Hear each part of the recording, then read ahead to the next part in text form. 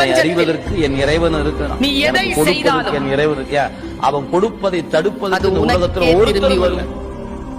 அவன் கொடுக்காததை வெள்ளத்தில் வீழ்ந்தவரை கரையேற்ற சக்தி கொடு, பள்ளத்தில் கிடப்பவரை மேடேற்ற சக்தியான வாழ்வென்றும் நீங்காத சுகமென்று இங்கு அலைகின்றாயா வரும்